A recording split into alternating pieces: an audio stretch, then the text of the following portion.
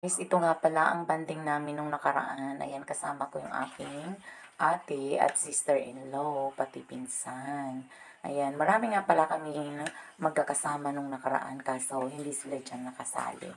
Kaya kami munang apat ang nandyan sa bathtub. At ayan na nga, ang daming naliligo actually kaso nagsiuwian na.